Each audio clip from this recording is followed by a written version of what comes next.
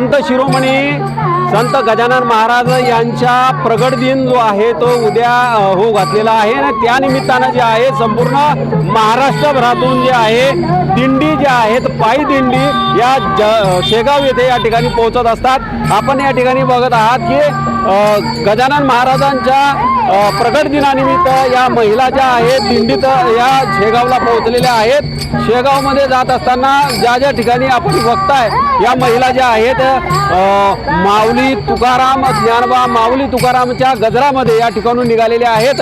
ही पायी दिंडी जी आहे माळवंडी बुलढाणा शहराला लागून असलेल्या जवळच असलेल्या माळवंडी या गावातून निघालेली आहे आणि मोठ्या संख्येने जे आहे महिलांचा सहभाग या ठिकाणी बघायला मिळतो। सोबतच पुरुष मंडळी देखील मोठ्या संख्येने आपण या ठिकाणी बघू शकताय। आपण त्यांच्याशी बोलणार आहोत। पुरुष मंडळी आहेत, लहान लहान बालकं देखील या दिंडीमध्ये सहभागी होत असतात आणि श्री संत गजानन महाराज यांचा नामाचा गजर करत या दिंड्या ज्या आहेत संपूर्ण शेगाव या नगरीमध्ये पोहोचतात।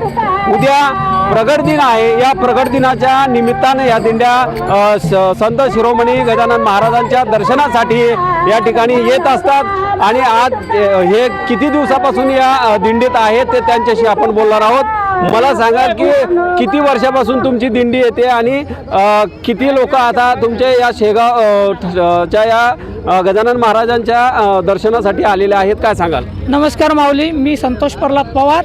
माळवंडी या ठिकाणून आम्ही पायी दिंडी सोहळा हा 45 वर्षापासून आणत आहोत। किमान या ठिकाणी 4 दिवस आम्हाला पूर्ण लागतात। पहिलं आम्ही माळवंडी या ठिकाणून निघतो, त्या ठिकाणाहून बुलढाणा या ठिकाणी आमचा पहिला मुक्काम असतो। त्यानंतर आम्ही दुसऱ्या दिवशी वरवंड या गावी सकाळचं जेवण असतं, नंतर आम्ही बोथा या गावी मुक्कामी असतो दुसऱ्या दिवशी। तिसऱ्या दिवशी हा आम्ही रोणा या गावी सकाळचं जेवण असतं आणि त्यानंतर आम्ही शिरसगाव या ठिकाणी मुक्काम तिसरा असतो आणि चौथा मुक्काम आम्ही श्री संत गजानन महाराज शेगाव यांच्या ठिकाणी करतो समजा।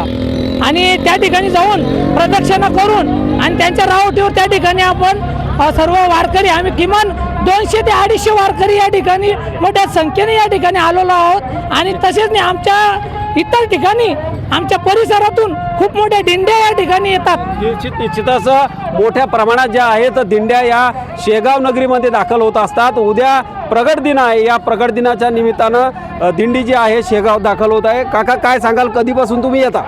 45 वर्षापासून येतो।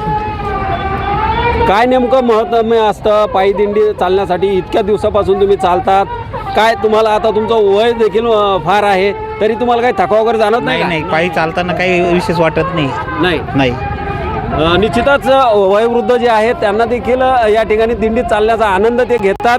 बालकं देखील आहेत या ठिकाणी लहान लहान। बाळा तू कशासाठी काय दिंडीमध्ये काय कसं काय चालतं इतके दिवस पायी? निश्चितच हे बालकं देखील आहेत परंतु ते त्यांच्या भावना या ठिकाणी व्यक्त करू शकत नाहीत। महिला काही आहेत आपल्यासोबत मोठ्या प्रमाणामध्ये। आता महिला ज्या आहेत ताई सांगाल किती वर्षापासून तुम्ही दिंडीत येता आणि काय तुम्हाला वाटतं, काय तुमचं मागणं आहे शेगावच्या गजानन महाराजकडं? आमचं एकच मागणं आहे देवाला की सुखाचं ठेवो। आम्हाला आज 12 वर्ष झाले आनंदानं दिंडी चालू आहे आमची। किती महिला येत असतात दिंडीत? महिला असेल 150-200। निश्चितच तर महिला ज्याप्रमाणे या दिंडीत दिसतात त्याच प्रमाणात जे आहे पुरुष देखील या पायी दिंडीत जाऊन निश्चितच पायी दिंडीत जाऊन जे आहेत या शेगावमध्ये शेगावच्या संत गजानन महाराजांचे दर्शन घेण्यासाठी या उद्याचा प्रगट दिन आहे त्या दिवसाचं औचित्य साधून ही दिंडी जी आहे शेगावमध्ये लाखोच्या संख्येनं भाविक जे आहे दाखल होत असतात। दीपक मोरे, नवराष्ट्र, बुलढाणा।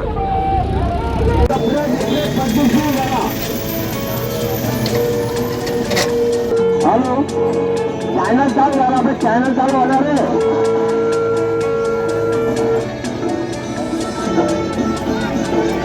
गाड्या